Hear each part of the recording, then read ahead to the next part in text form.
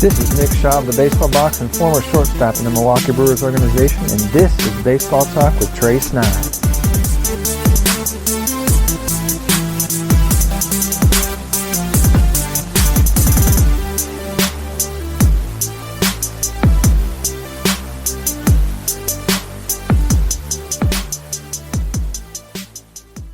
And welcome to the Baseball Talk right here on the CRN Sports Network, part of the podcast platform. I'm your host, Trey Snide, and I am by way of a recorded phone line, Adam Weaver, who is the baseball varsity coach over at Corinth Holders High School. My friend, how are you today? I'm doing all right, man. Thanks for having me. Absolutely. And we're going to spend maybe about a minute on this topic, okay? But What do you have going on with school being out, with baseball season obviously over? What are you doing there at Corinth Holders right now?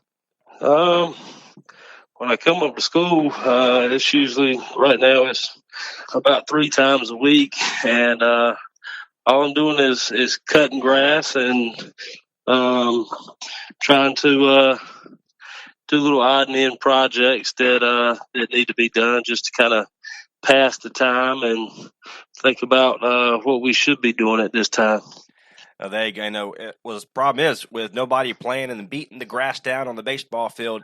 Apparently, my grass here at the house really grows like a weed. It's unbelievable how fast it grows. I didn't know it can grow that fast.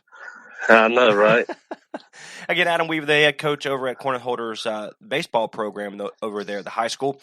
Before the season was over, you did get the win against Cardinal Gibbons by a score of 12-0. That was back on March 9th. And all of a sudden, with the season being over, they mentioned the 13th of March. You guys were on it. It was a 3-1 overall record, 0-0 inside the conference. Let's kind of go back a little bit before we get into the regular season, Coach. Let's talk about this Corinth Holders program, a team that went to the state championship last year. Fortunately, did get the loss, but you still made it, and I think that's fantastic. Congratulations to you guys. But yes, sir. Let's kind of go into the baseball program, the history of this program, if you can. Okay. It's still a fairly new program. The school itself was built in 2010. And, the first couple of years we were only playing with opening school with freshmen and sophomores. And I got here the year after the school opened. And I saw a bunch of young kids that who were 2A then that they were working and they were just a little bit young to be competing on a varsity level with playing against people that were 1 and 2 years older than they were. But the school grew. We started getting all 4 grades here, and next thing you know, we go from 2A to 3A. And the baseball program kind of grew and established itself in 3A, and then we wound up the next realignment as a 4A school. So we played a couple seasons with 2A, and then we had a couple seasons at 3A, and now we're a 4A school. But the kids here, we work. The kids here really kind of buy into the blue collar mentality, and we put our time in, and hopefully, going beyond the game of baseball, the kids here, when they leave the program, they know what hard work is, and not too many situations are they going to see an uphill battle and not want to roll their sleeves up and get to work. The last year, guys, were a part of the 3A program, finished 19-5, 9-1 inside of the Two Rivers 3A division. Yes, 2018, should I say? Get my numbers right. 2018 is really the first year, guys, are part of the Northern 4A division. Teams like Wake Forest, Heritage, Wakefield, Rollsville, and Knightdale had a successful season. That was 18-8, I believe, if I'm right.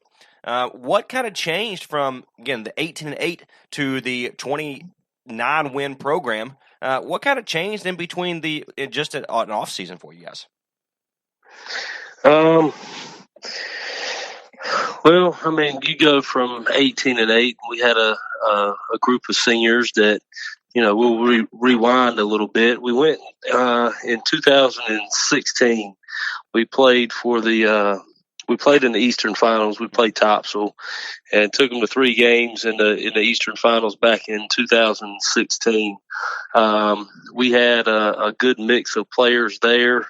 But a lot of our pitching and all was they were sophomores. And then 2017, last year of 3A, we had a successful year, but in the playoffs, we ran into Northern Guilford. And Northern Guilford went on to win the 3A state championship that year. And we took them to 11 innings that day, and we just came up on the short end of the stick in 2017 and made an early exit out of the playoffs earlier than our kids would have liked. But we still had some young pieces on that team that wound up, being an integral part of last year's team. You got to kind of, it's a process, and they got to go through little stages, and they got to experience things for themselves. And you can try to prepare them all you want to, but until they're faced with it and they see it for themselves, and what they have to do and what they need to do. Last year was one of the times where, like in 2018, when we went 18-8, we had some veteran guys there that kind of knew what to expect and showed the young guys the ropes. But in 2018, you looked at our starting lineup, and we had 5 sophomores in the starting lineup. So they had to go through that learning curve of playing high caliber varsity baseball. And then, that was our first year in 4A. It was the first year of us as a program playing the same team in the same week. So that was a first for us, and we had to get used to that. And we had a decent year, but there's a big difference in 3A baseball and 4A baseball. With top to bottom, and the lineup is, they got more kids to choose from in 4A, so they're going to be, as far as lineup goes, they're going to be more solid from top to bottom than they would be in 3A. And we kind of got our feet wet. We knew what to expect. And then the next year, those sophomores going through 26 games as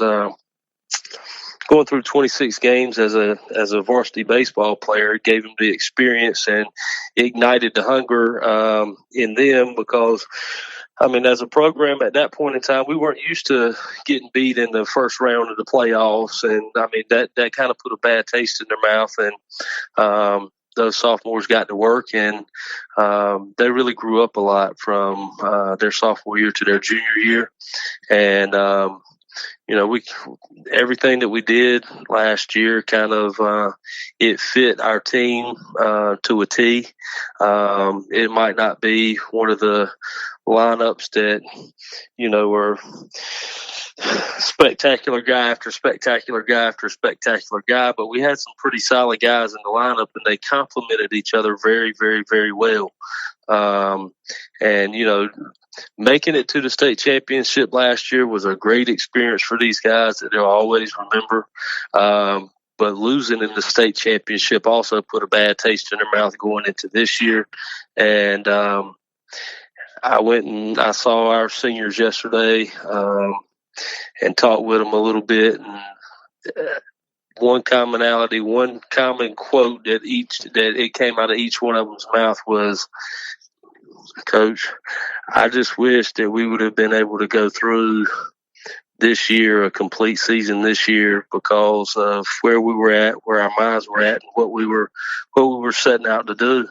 And that's for a group that you spend that much time with from the time they're in the 9th grade, and really, don't know what high caliber baseball is, to going through a learning curve with, the trials and tribulations and the mental frustrations that you go through along that path, to playing for a state championship, knowing that you've got everybody back except for 2 or 3 guys, and then having them back their senior year and you play 4 games is kind of, it's frustrating. It's disheartening.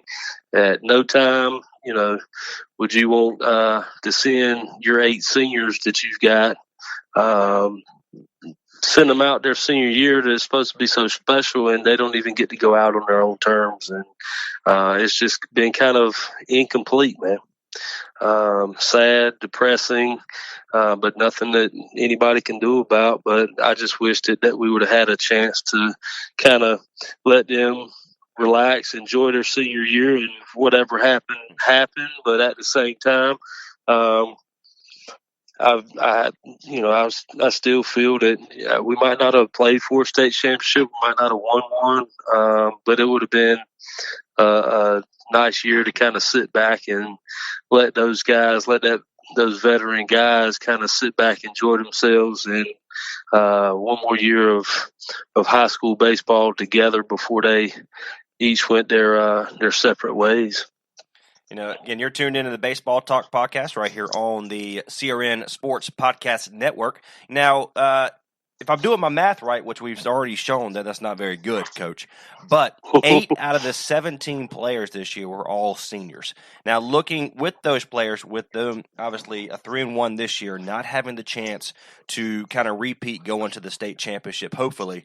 We understand nothing's guaranteed, but like you just mentioned, they had the mindset, they had the attitude to get better every single day, every single practice, and 3-1, a 3-game win streak before.